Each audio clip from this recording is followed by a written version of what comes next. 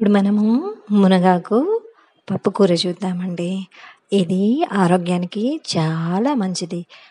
ఈ మునగాకుని తరచూ వాడడం వల్ల చాలా రకాల ఆరోగ్య సమస్యలనేవి తగ్గుతాయన్నమాట. అన్ని విశిష్టతలు మునగాకులో ఉన్నాయి. అయితే ఈ పప్పు కోసం ఇలా మునగాకు తీసుకొని శుభ్రంగా ఒలుచుకొని కడిగి పెట్టుకోండి.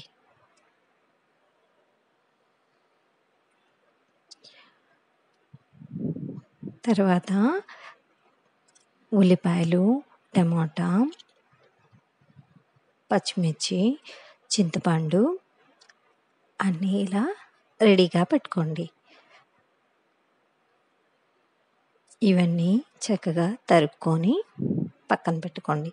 చింతపండుని నీళ్ళల్లో నానబెట్టి పెట్టుకోండి.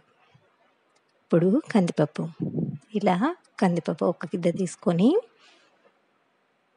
నీళ్ళల్లో ఒక అరగంట ముందు నానబెట్టుకోండి.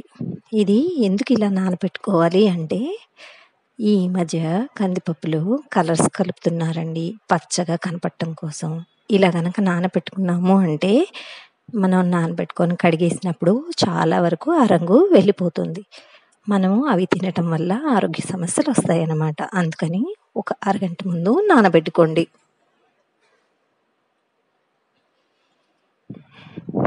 అది కాక గ్యాస్ ట్రబుల్ కూడా కొంచెం తగ్గుతుంది ఇలా నానబెట్టుకొని తినటం వల్ల.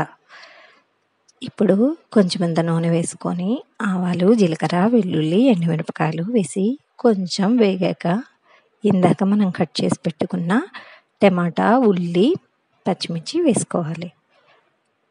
తర్వాత కడుక్కున్న మునగాకు వేసుకోవాలి.